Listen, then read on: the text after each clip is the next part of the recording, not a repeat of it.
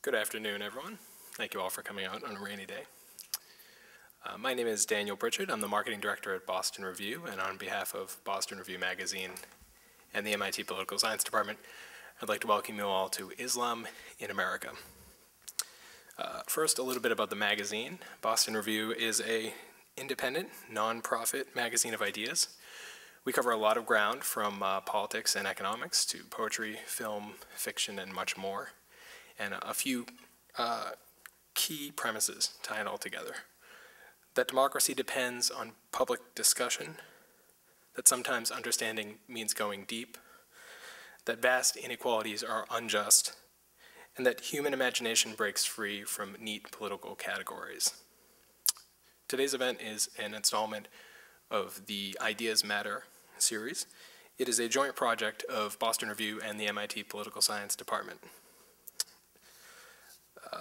It brings Boston Review writers together with experts and practitioners in the field in order to hold a substantive debate on challenges that we face in our current era. We are really honored today to have such a distinguished panel to discuss the role and state of Islam in America. I'll be introducing the moderator, Christopher Lydon, and he will then introduce our two featured speakers, the Imam Feisal Abdul Rauf and Professor John Bowen. Following the introductions, Imam Rauf and Professor Bowen will give brief sort of opening statements, and then Christopher Lydon will lead a discussion, which will be followed by a brief Q&A and a book signing in the lobby at the book table.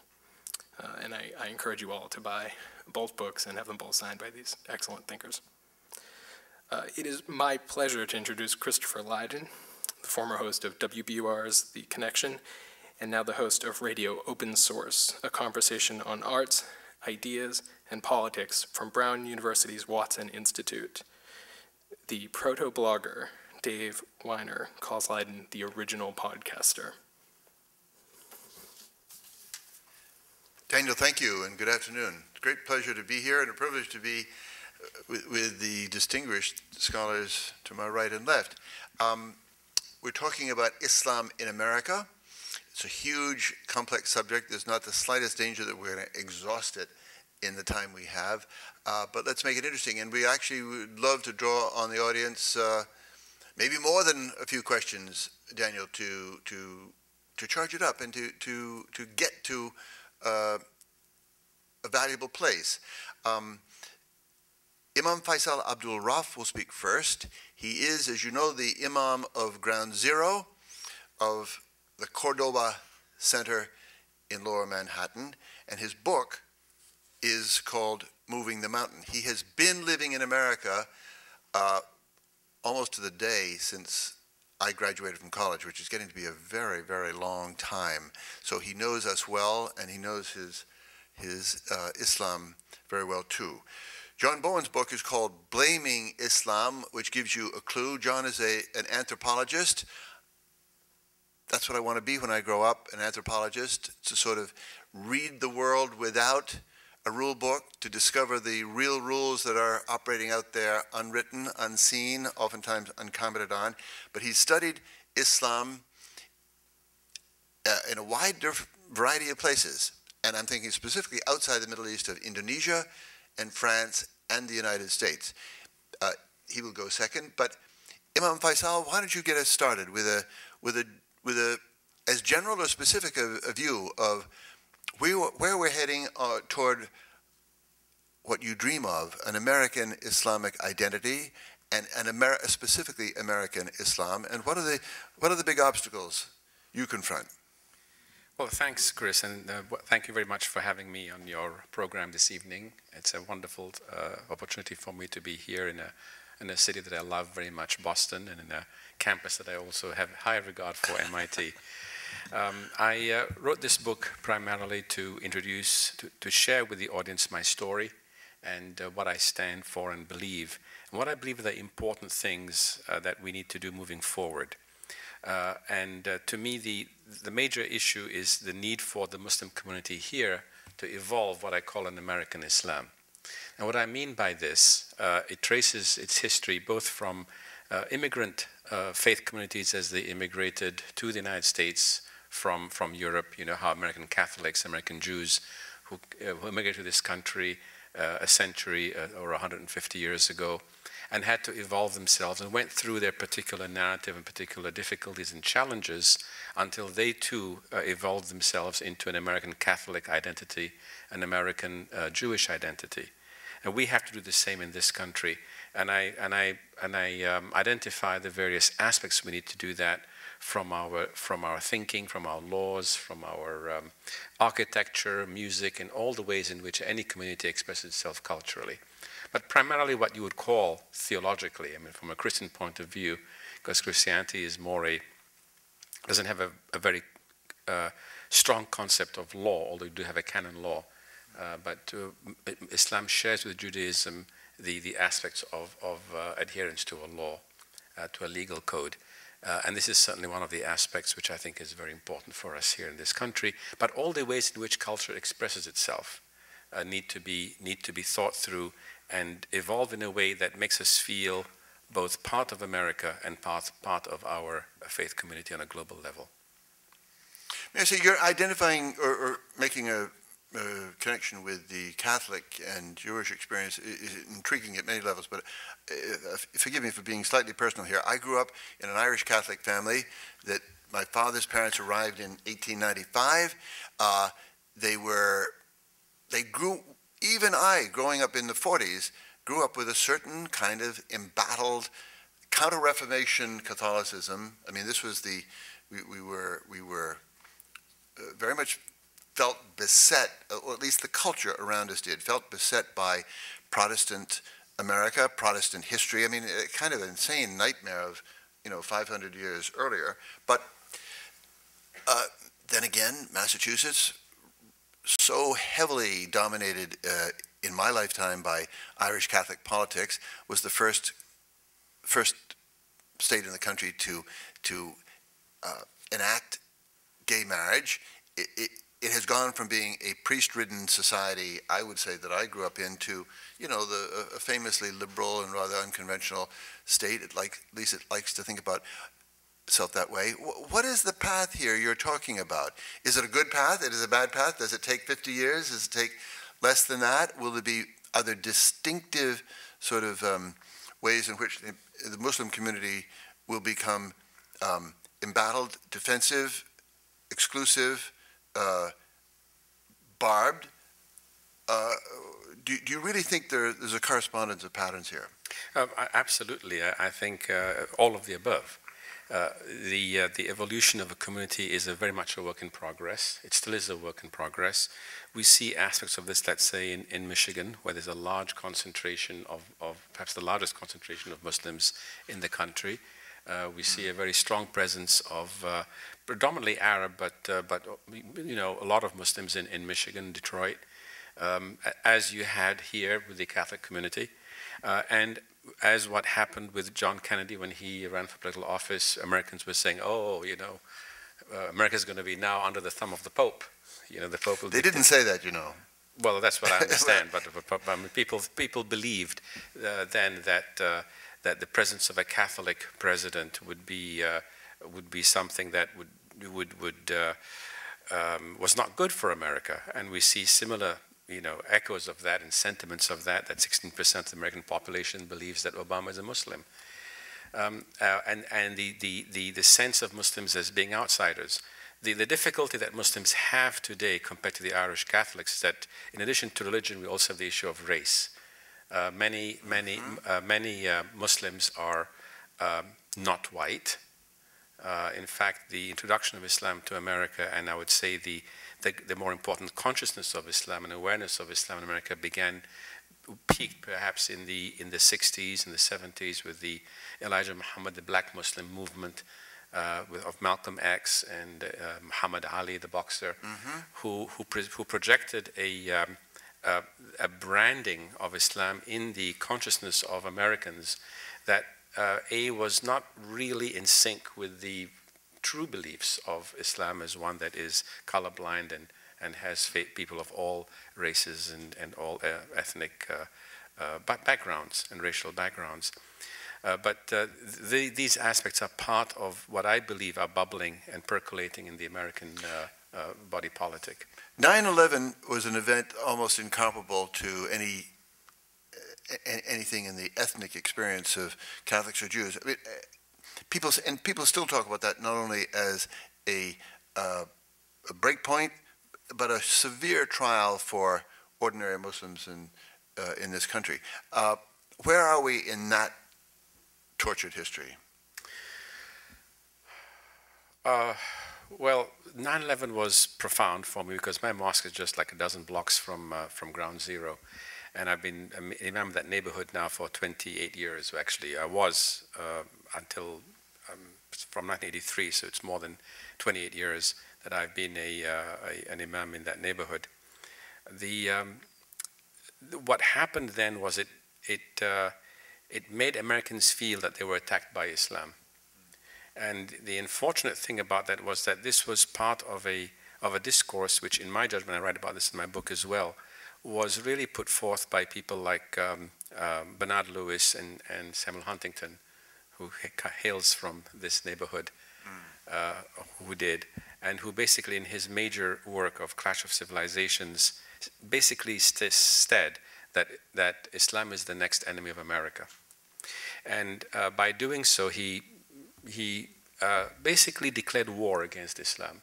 And this book was widely read throughout the Muslim world by people, ministerial levels, ambassadors, all opinion leaders felt that now, we were going to be targeted by America.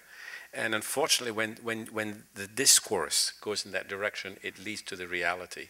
In fact, I myself, who was, reading that book, I said, oh my God.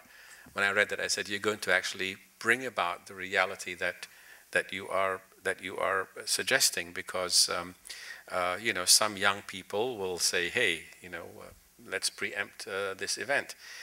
And the tragedy is that America participated and cooperated with Islam in defeating communism in Afghanistan. What happened was the partnership and cooperation between Pakistan and Saudi Arabia and the United States was instrumental in combating communism. And the Mujahideen, many of you may not remember this, those who are too young may not remember, but the Mujahideen were VIPs in the Reagan White House. I remember well. You can still find that picture online easily. Yeah. To me, what is really tragic is that instead of thanking the world of Islam, we were said, okay, now that you have helped us fight communism, you are now our next enemy. When you do that, you create the reality. So to me, the discourse must change. And it is important the discourse changes. And there are more and more, there's a greater understanding, greater sensitivity to this nowadays, especially among opinion leaders. And the notion that Islam is not the enemy, but terrorism is. And I say this, the real battlefront is not between Islam and the West, or Muslims and Hindus, or Muslims and Jews, etc. The real battlefront is between the moderates of all faith traditions against the extremists of all faith traditions. Because the extremists have the same attitude, the same mindset, the same sense of exclusivity, that they have the only truth in reality. Mm-hmm. And their actions of extremism fuels the extremisms on the other side, and they tend to polarize the middle. So what we really need strategically and tactically is how to coalesce a global coalition of, for lack of a better word, moderates who believe in peace, who believe in mutual respect, who believe in mutual understanding, and grow it into a sufficiently powerful movement to marginalize the effects of the extremists. We'll come back to that.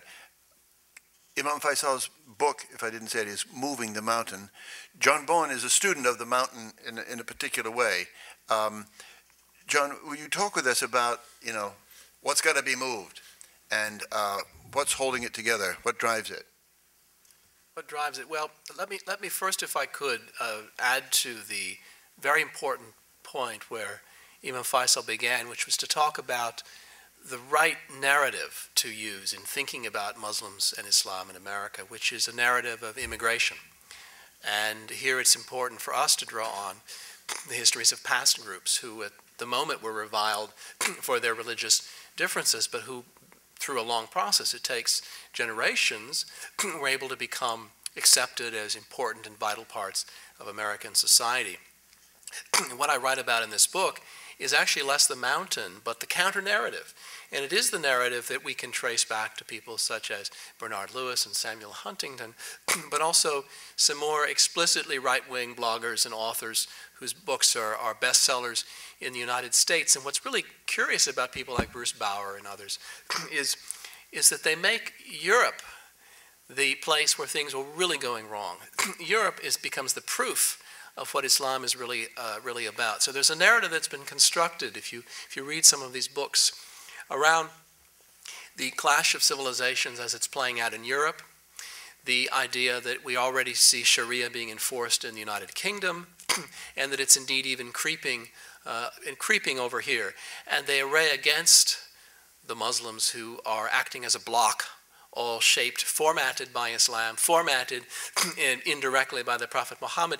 Against these people, they cite the defenders of civilization, who are the really enlightened, somewhat marginal politicians in Europe, but nonetheless quite influential, people like Geert Wilders in the Netherlands. He's the one with the big bouffant blonde hairdo that Donald Trump would kill to have for his own, and others. And so there's a real counter narrative being put out there for American readers, but it's not based on things happening in America first and foremost. It's all about the problems that are happening in Europe. And ironically, or perhaps we should have expected this is having very deleterious effects back in Europe.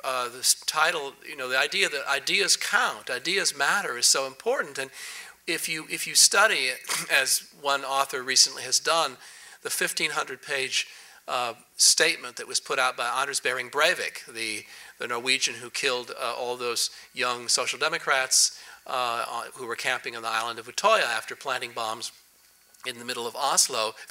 His most frequent links are to the writings of some of these neoconservative, far-right bloggers and authors in the United States about the danger of the bloc of Muslims in Europe, predicting they were going to take over Europe within a certain number of years. They have babies so much faster than the rest of us that they will demographically take over, and they all act as one.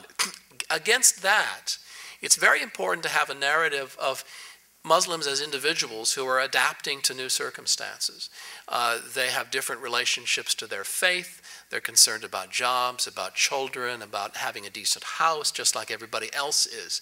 And then that narrative can have us looking not as Muslims as all formatted by a monolithic Islam or Islamism or some grand construction like this, but as people who are doing exactly what all immigrant peoples do, whether it's here in North America or in Europe, which is adapt. And so that's much of what I write about in the book, is to sort of trace out those processes of adaptation to introduce a counter-narrative. But I would agree with you, Imam Feisal, that it's on this level of narrative that the combat really lies. That's what shapes the way people look at the world, is if they have a story in their heads, that then everything they see, they try to have that whatever they see makes sense in terms of that story. One example, if I might, of this comes in the controversies in Murfreesboro, Tennessee, about a new mosque. Some of you have heard of this controversy, where some people wanted to expand a mosque because the current mosque wasn't big enough for the people who wanted to worship together, especially on Fridays. And a local woman led the charge against it, saying, if we let Muslims come here, they're going to bring Sharia law with them. It's creeping into America. And she cited people who were talking about Europe and the fact that Sharia has already taken over. So it feeds back on what happens here. I haven't heard the counter-narrative itself, though. We have narratives, a lot of them mythic, but about why peoples move west from an Irish potato famine or from pogroms in Russia or Poland and Eastern Europe.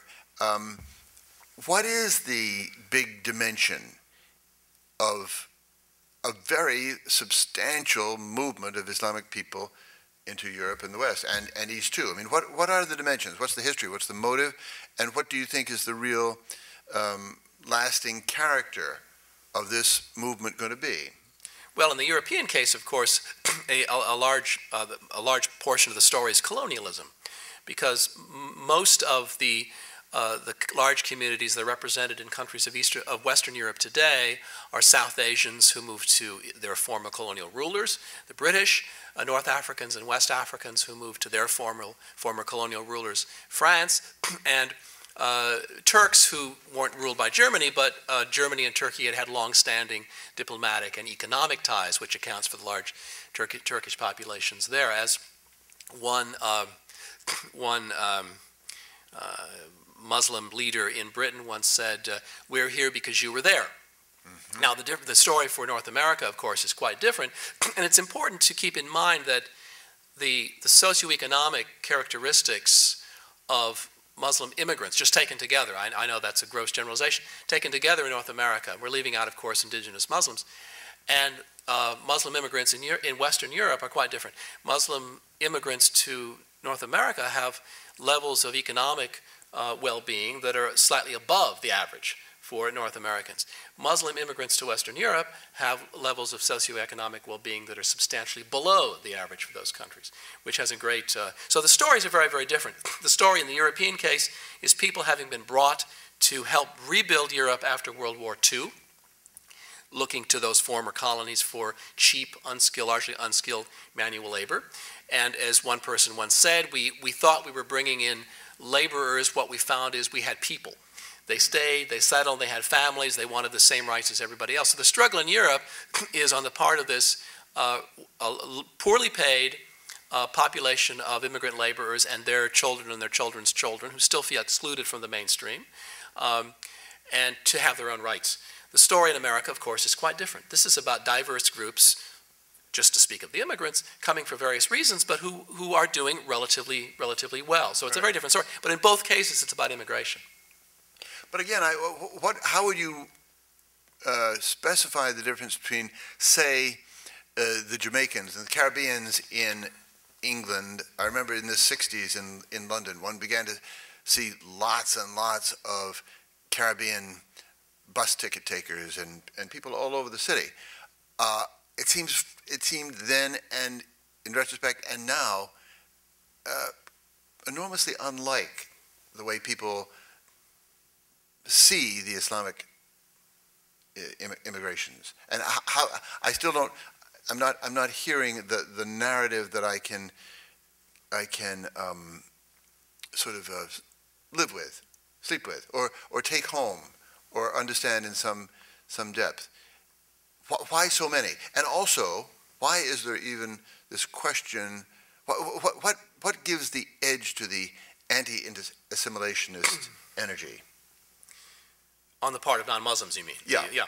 Well, you have to take each country separately. In Britain, there was a large welcoming of people from the Commonwealth and then ex-Commonwealth states after World War II.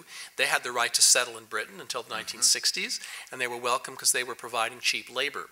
And often you had people, huge chunks of people coming from one part of Pakistan, for example, taking the entire night shift in steel factories or cloth factories in the Midlands and the north part of England.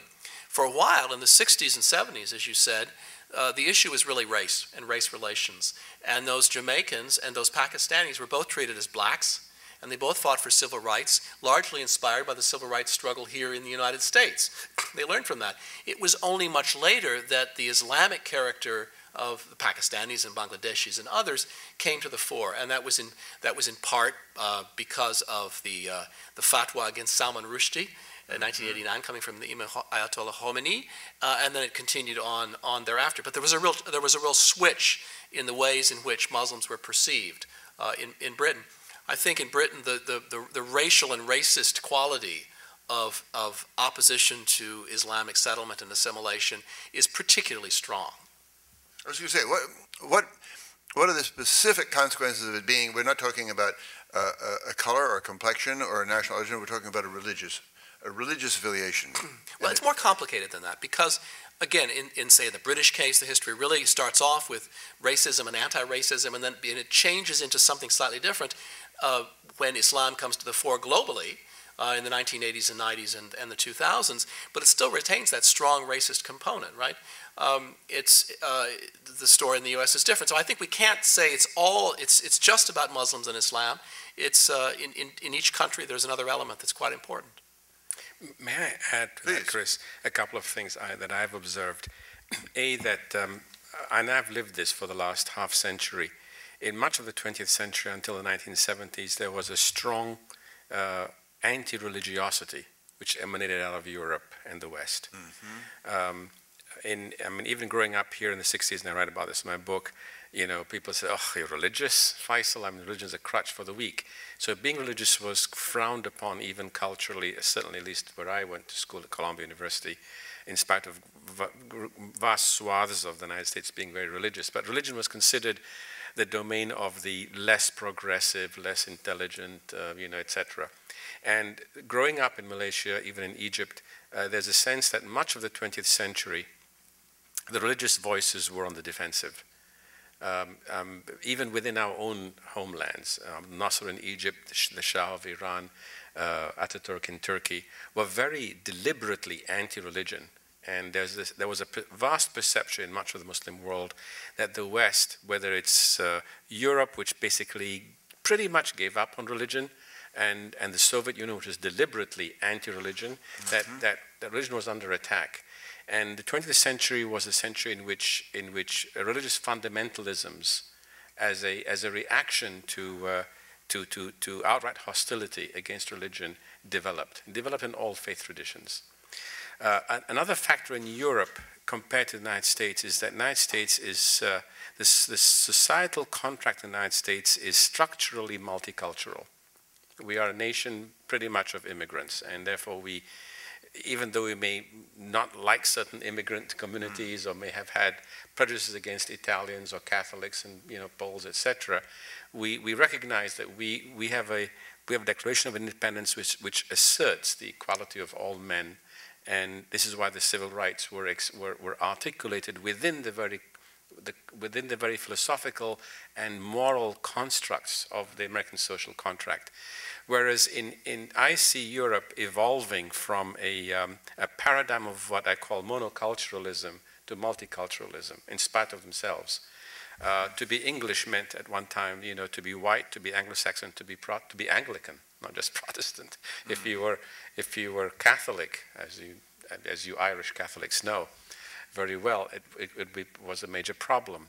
And in countries like France, for example, you even have almost like classes. Dominique de Villepin was the crème de la crème of the French, and you have different categories even of French. So I see European society evolving more towards the American model of multiculturalism, and with people like Breivik and the Dutchman you mentioned, Geert Wilders.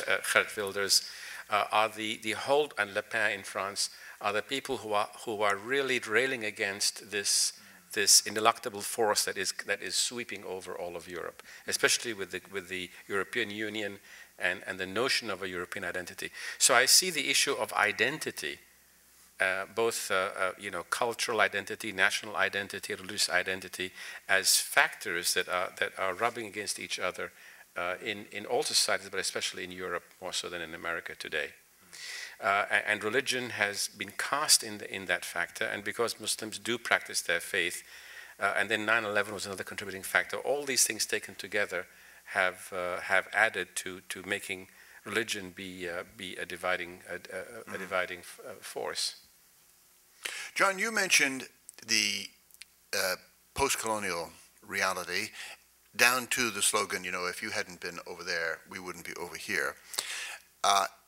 It strikes me as more and more, it just strikes me that we go to huge lengths not to recognize that we're living in a world that colonialism created, British imperialism most particularly, but the United States through a great deal of the 20th century, in many big sweeps, including the motivation of the attack on Ground Zero, on the World Trade Center.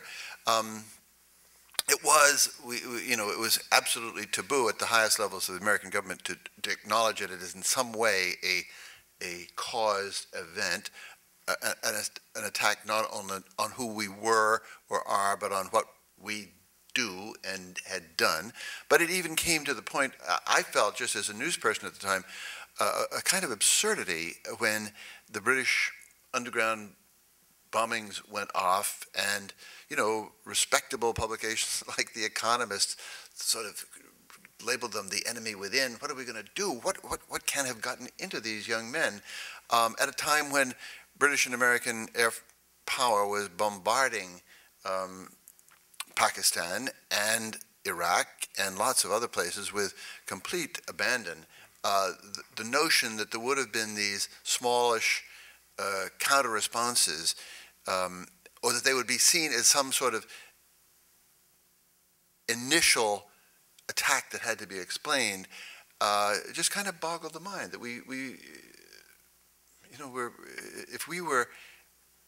if they had been bombarding us with impunity, a few of us certainly would have raised some trouble over there. But my general question is, how do we even begin to introduce daily American consciousness into this sense that we are reaping 100 years at least of colonial intervention, domination, including in Iran, for example, the simple fact that they had a model democracy after World War II under Mohammad Mossadegh, an elected, Swiss-trained, enormously sophisticated man and democracy, and we sent in Kermit Roosevelt with crates of $100 bills and tipped it over and installed the Shah, and it took assassinated the prime.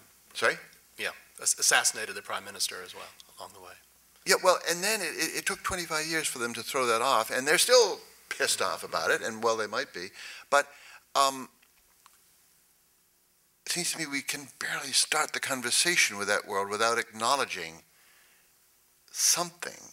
And I don't mean running around the world apologizing, which would drive Mitt Romney crazy, but simply stating that that's what we have. We have a regime that took 25 years in Iran to build against a brutal government that we'd inflicted on them. In other words, spell out, Imam Feisal, if you will, in your own head, in our heads, if we lived in a corresponding reversal, the post-colonial burden on the Islamic mind. You're absolutely correct. I mean, look, if the Iraqis and the Afghans, the Pakistanis were not Muslims, if they were Christians, exactly, if they were of the same religious persuasion as the Americans, and with everything else being equal, you would still get the kind of response against America you would get from those countries today, because people don't want to be occupied. People don't like to have drones bombing and and having what we call collateral damage.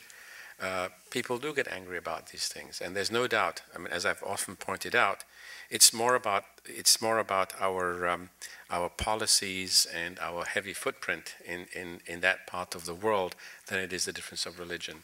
I mean, or culture. I mean, why is it that those countries are not upset with France or with Canada, which is pretty much like as identical to America as you can get, and towards the United States, because Canada does not have bases there, does not have a heavy footprint. It's not Canadian armor that is attacking those people or Canadian troops. So that's really the issue. Neither is it the fact that women go in undressed here. I mean, French women are even more undressed than American women on the beaches, and yet you don't see the same animosity that Iran has towards the United States, to France, for example. So this to me disproves the notion that culture is really the core issue. It's usually politics. And if we can resolve the political problems, the other issues will pretty much go away, because of course those things will exist. But the fact of the matter is that most people all over the world want to have wonderful relationships with America. And America is important to almost every Muslim country, as the Muslim world is to America. I mean, America has important interests in the Muslim world. In addition to geopolitical and military bases, we have economic interests. We have, the talk against, let's say, I saw an analysis that if Iran were attacked, the price of oil would reach $200 a barrel. There would be an economic global meltdown, and there would be an economic depression. So the talk about attacking Iran is irresponsible. The talk about, which some of you may have seen in the Pentagon, some classes which have now been eliminated, that Islam is the enemy. Look, as again I mentioned this point out, never in history has any political regime tried to fight religion and won. The Roman Empire tried very hard to eliminate Christianity. A little over 3 centuries, Rome became the capital of the Roman Catholic Church. The Nazis tried to eliminate Judaism by exterminating, committing genocide against Jews, eliminating about 30–40% of the global Jewish population, pretty much, and they are the ones who are history. So taking on religion is not a success story if one goes by any historical indications, and to try and commit genocide or war against Islam, or to bomb Mecca and Medina, as I've been reading lately, is just a recipe for disaster. I'd like to, it's so interesting to hear you say it. I want to just extend the post-colonial thing in the direction of Pakistan. It's another one of those things we go out of our way not to notice. We don't like to notice that, the mullahocracy in Iran was a direct response to our own intervention against a model democracy in Iran. But neither when we look at Pakistan and its incredibly interesting situation do we see the hand of the West in creating Pakistan. I went to Pakistan last summer really because I wanted to see it, and I wanted to deal with my own, my own version of the fear of Islam, the fear of Pakistan itself. But of course what you discover is that Pakistan was a creation of a variety of mistakes, mainly by the British colonialists as they were leaving India in a hurry, Lord Mountbatten and all that, post-war, post-World War II. But the Indians were in on it too. The Muslims and Hindus in India were looking for their own balance, and the great figures were Muhammad Ali Jinnah of the Muslim League and Nehru and Gandhi of the Hindu persuasion.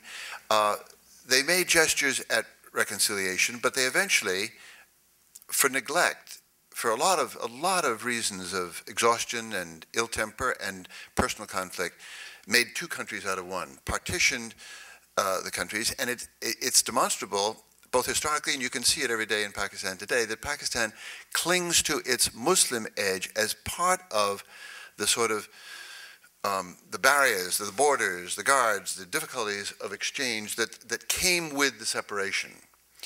So again, Islam is not a religious conflict. There is a family conflict, an ethnic conflict, but there's mainly a conflict that comes with isolation and the imperial impulse to say, okay, you guys with the turbans over there, and you guys with something else over there.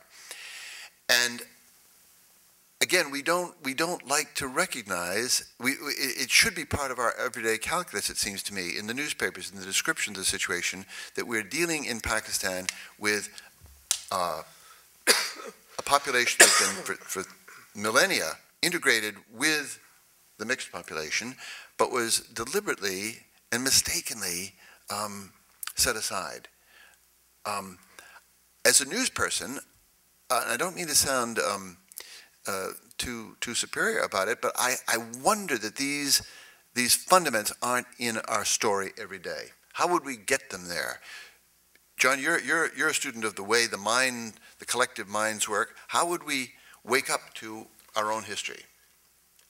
I mean, just the obvious stuff. I think that's very difficult. I think that's much harder than what Imam Feisal wants to do, to get us to, in large numbers among Americans, to look back at the way in which American domination has created enemies for geopolitical reasons. I want to say two things. I think one is it's important to separate the issue of colonialism and the post-colonial legacies regarding Muslims from the issue of U.S. imperialism and domination. If you look at those two major countries in Europe today, where there's a large Muslim population which consists of former or descendants of former colonized peoples, France and Britain. The Dutch, of course, colonized Indonesia, where I've worked for many, many years, but most of the Muslims in the Netherlands are not people from Indonesia. The role that the colonial legacy plays there is not hatred or resentment at having been colonized. It is a realization that things haven't changed enough, that they and their parents were brought to work in various industrialized parts of England and France.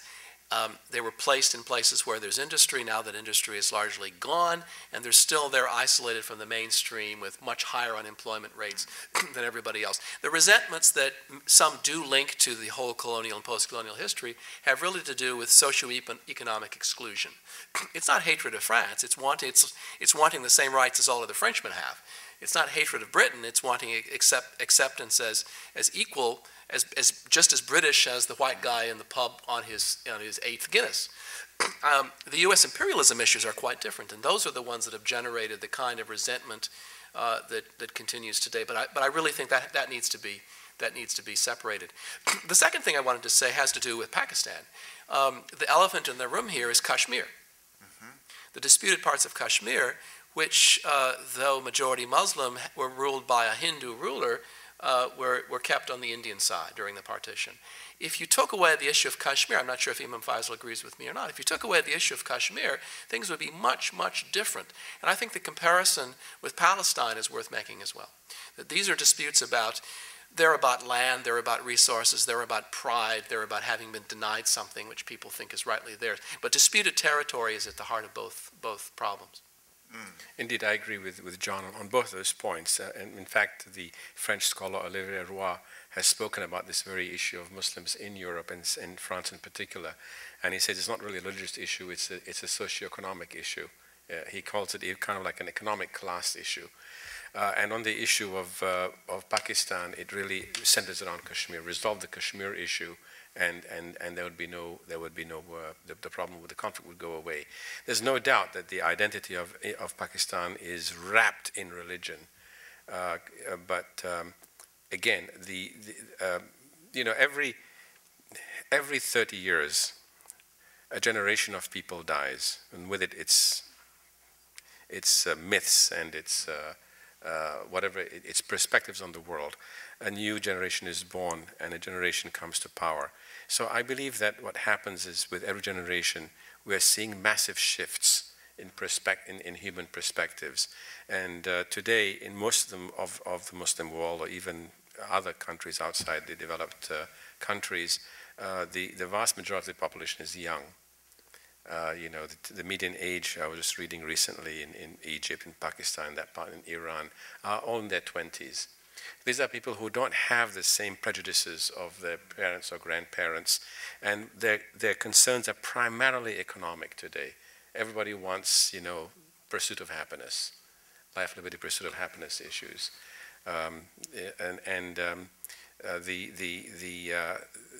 there is as I see it, because of the internet, a growing international human identity which is being forged. And there's far more intermarriage today. I mean, my daughter Amira, who is here, her mother is Greek-Irish, of a Greek-Irish background. We are more and more multicultural and multi-ethnic, not only as a society, but even as human beings, as individuals. And I see this happening all over. Go to Dubai, you'll see a very, very multicultural society, expatriates from all over the world. So my hope for the future is optimistic. And these things, be they the legacy of colonialism, the legacy of imperialism, the legacy of policies and foreign policies, as time goes on, my hope and prayer, and that's why I'm an optimist, is that we will get it right. And as we do so, the whole world will prosper. If we're able to beget, centuries of war among different European countries over after World War II, when we have a peace in World War, all throughout Europe, which was unimaginable as recently as 70 years ago. If we have the end of the US-Soviet problem, which was a potential threat against the world's existence, in the last 20 years, the US-Chinese relationship has become now one way. No one can imagine that the US and China will go to war. I'm increasingly hopeful that we can build a more harmonious and prosperous future. So am I. I want to make just a little sticking point on the post-colonial thing. The post-imperial problems are very different, but what strikes me is that two things. One, they keep reinforcing themselves, and secondly, we don't see them as a problem. In Pakistan specifically, there was a kind of revenge of the 40s on Pakistan, the partition itself, the creation and the separation of people and families and cultures, or cultures that were essentially the same. But then there was the revenge of the 80s that we don't talk about either. I mean, the use of and the very callous use of Pakistan in our war with the Soviet Union in Afghanistan, which made them a kind of footstool for our war, and it is still, I think, contributes actively to a problem that we don't recognize, and we're happy to blame it on Islam. But I want to be sure we talk about at least elements of Islam that are very, very different and puzzling to people. And I think it most simply in terms of a man who I got to know very, very well because I needed to ride late at night over a period of many months, about, I don't know, 6 or 8 years ago, and we became good friends. His name was Ibrahim. He was an extraordinary man with a wonderful family, a very civilized, generous, sweet, dear guy. And he would say to me every night he took me home, Chris, you must become a Muslim. You must become a Muslim. And of course I told him I was a Christian. By then I had affiliated with an African-American church in Boston. And I would say to him, Ibrahim, why in the world would I become a Muslim when you're the best Christian I know? But the point is, it left me with this feeling of intense closeness to his spirit, his belief, his history, his manhood, everything about him. I was mad for him. And at the same time, and he, I think, felt the same way about me, but he also felt a very peculiar energy, proselytizing energy, that his outlook, his faith, his God must be mine. And you don't meet that with Unitarians or Jews or even Catholics. Talk about proselytizing religions. What is this thing among Muslims that? Is he from Pakistan? No. I'm thinking. Just curious, out of curiosity, where was he from? His ethnic background? No, he was from Sudan. From Sudan. Well, Muslims weren't very proselytizing until we became proselytized by the Christians. As part of the legacy of colonialism, I mean, my sister went to a convent, and I grew up in Malaysia, where many students went to the Methodist boys, Methodist girls schools. Many of the schools that were established in much of the Muslim world as a result of colonialists, be they French, British, or whomever, had actually schools which were populated or established by usually Christian orders. But wait, in point of historical fact, does not that proselytizing and expansive energy of Islam go right back to the beginning? Not at all. Muslims conquered countries, but they didn't enforce their religion on people at all. In fact, that's why throughout the Muslim world you have significant minorities of other faith traditions. If there were an attempt to forcibly proselytize, you'd have had pretty much homogeneous societies, which we don't.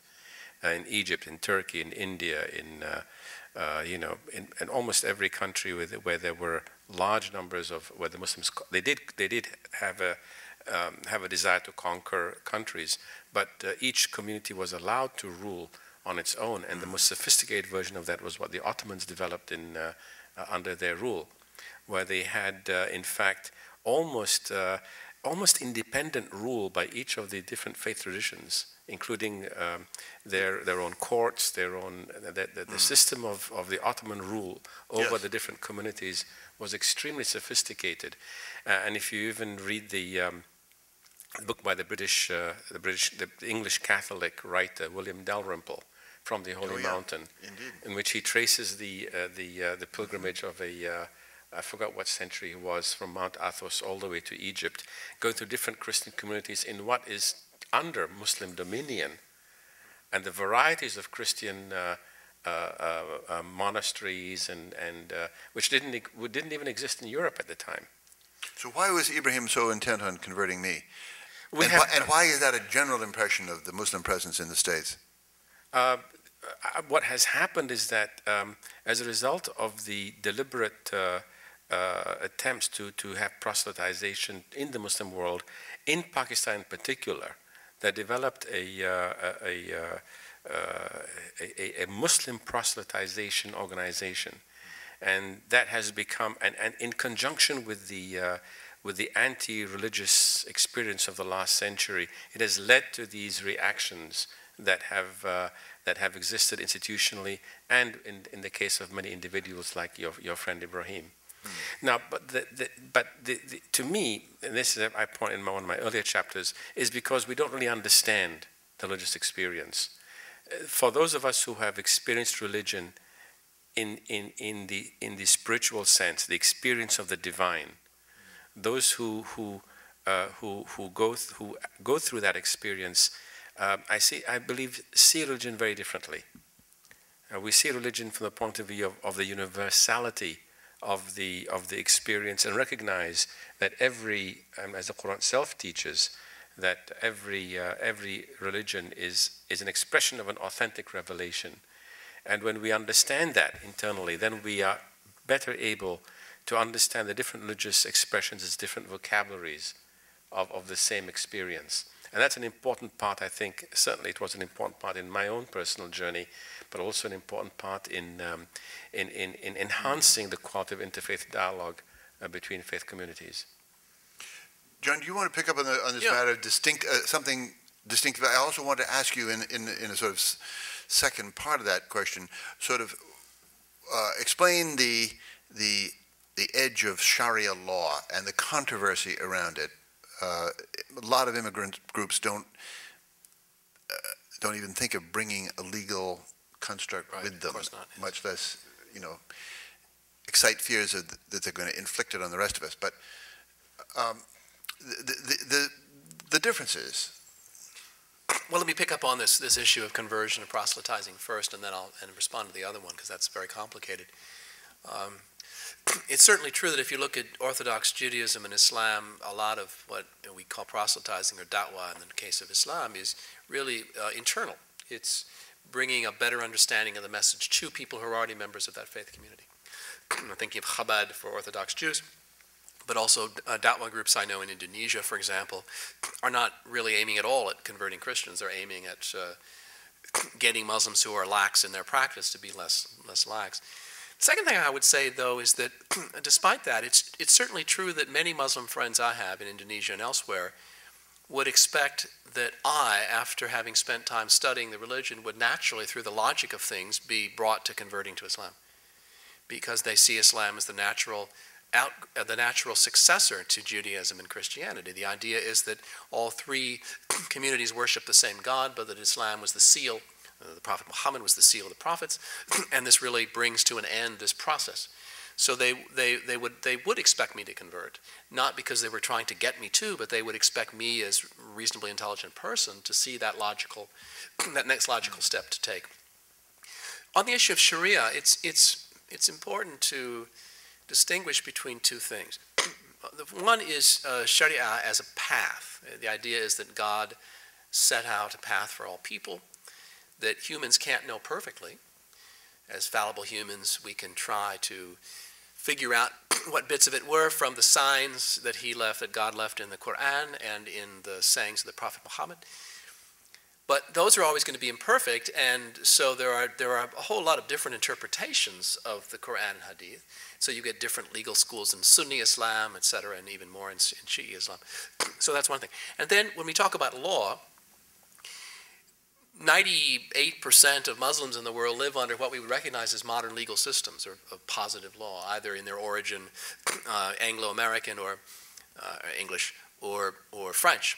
The civil law or the common law tradition, depending on who was colonizing whom. And so when people talk about Islamic law in Morocco and Indonesia and Iran and in any of these other countries, leaving Saudi Arabia and some of the Gulf states to the side, we're talking about very recognizable systems of positive law. So it's not the case that Indonesia or Malaysia enforce Sharia in some sense of taking something that's divine and immediately applying it. What they do is they enforce positive law through jurisprudence or through laws enacted by a legislator. So that's quite important. There has recently been in the U.S. A series of claims that American judges are starting to enforce Sharia. Indeed, this was cited by a state representative in Oklahoma a couple of years ago when he started his campaign to have a constitutional amendment that would forbid the enforcement by a judge of either Sharia or any foreign law. And this has acquired quite a bit of momentum. The Oklahoma case, it was struck down at the federal level. But it continues to be a false impression that American judges are enforcing Sharia. And there was a book put out, very thick, 500-something page book by a neoconservative think tank in Washington, which is quite well done. It's a very good publication, where they published their 20 cases where American judges were enforcing Sharia.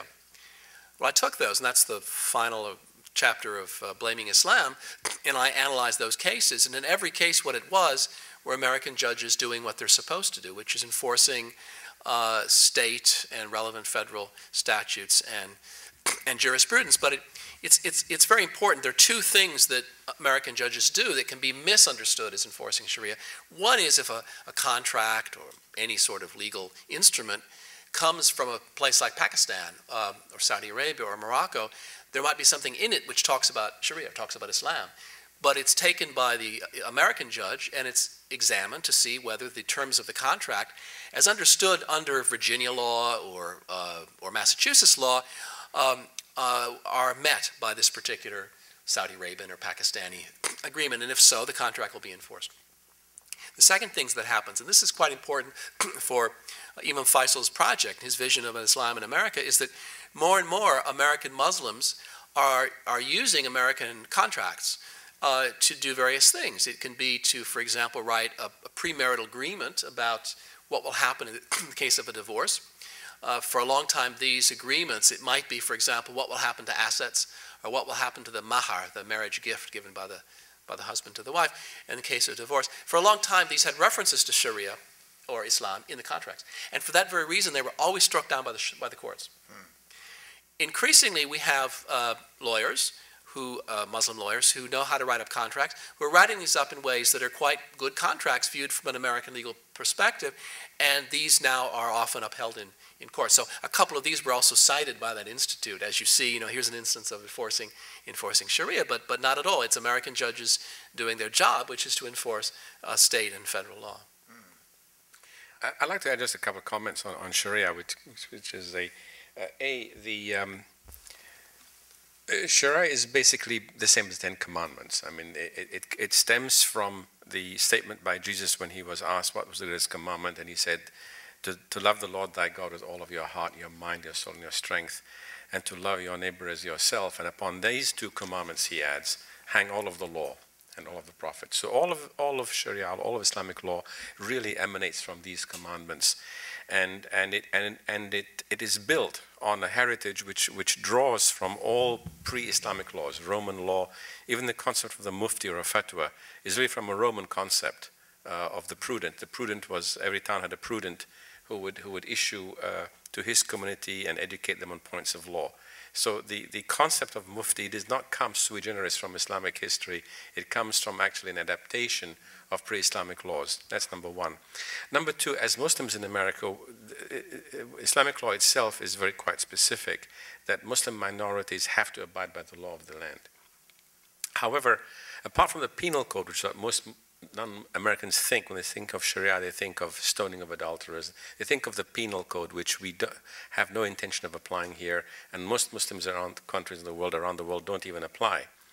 But when it comes to our, let's say, you know, our dietary laws as part of our Sharia, the way we pray is part of Sharia, the way we conduct marriages, and I'm licensed by the state of New York to conduct weddings according to Sharia law. So, I mean, the irony of it all is that there is a lot of incoherence in the discussion and discourse around Islamic law in this country.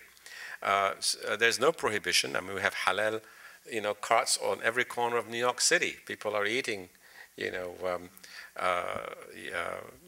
meat slaughtered according to Islamic law. As John pointed out, even in let's say in divorce laws or issues of custody, or even in inheritance law, there are, under Islamic law, there are certain individuals who have to inherit. No person can gift more than 1/3 of his or her estate. You can't, you know, you have to, at least 2/3 of your estate has to be given to the required recipients. Now, all these aspects of our inheritance laws and so forth are not at all inconsistent with American law. So, to the extent that we would like to abide by our laws in all these areas, apart from the penal code, there's no contradiction at all, and it's certainly in keeping with American laws and American values. I'd love to hear from people in the audience, and while you're thinking, I just want to note my own little strange, ironic experience coming to Pakistan not long after Raymond Davis had gone berserk in Lahore and shot up some people. Raymond Davis was the name given to an American intelligence contractor of some sort, and he went wild and was captured and was to be tried in Pakistani justice, and it was the Americans were only too happy under the circumstances through a device of the Sharia law to basically pay a bounty on Raymond Davis's behalf to his victims and spurred him out back to freedom untried in the United States. And we didn't quibble over whether Sharia law in the circumstance would do.